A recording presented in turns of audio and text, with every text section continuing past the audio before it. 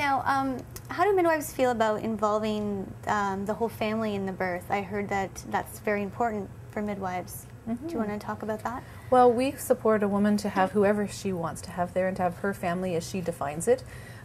It's really up to the woman. For some families, it's not helpful to have them there, and only women can make that decision for themselves. Right. But certainly I've had births where there was everyone in the family there, cousins, grandparents, you know, both sets, and it was a really big, joyous event. And I've also been at births where it was simply just the mum, you know, and no one else. So I think it's up to the woman to decide who she would feel comfortable having there at the birth.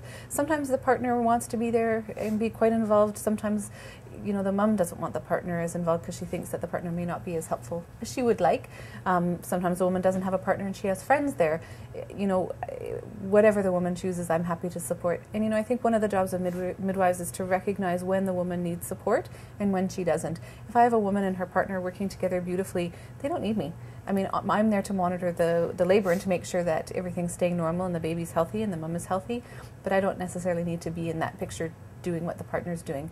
And other times the partner kind of looks at me and says, help, I don't know how to help her, you know, and I'm happy to step in at that point and either show the partner some of the techniques or to do them myself.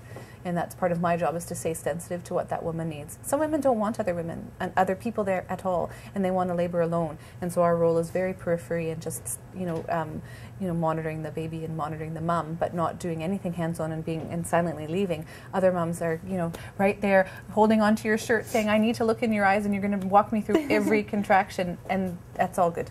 Right. Now, in your opinion, are there any benefits to having that extra support there? Someone else?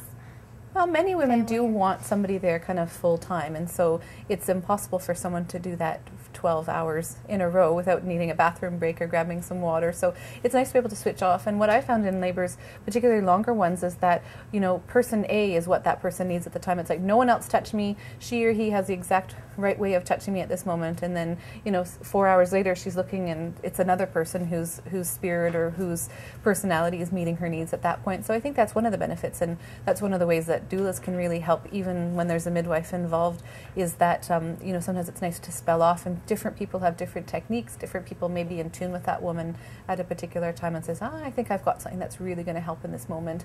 And so it's always good to have that input. But as I said, it's up to the woman to decide for herself who she thinks she would like to have there and make those calls. And our job as support people is to fill it in.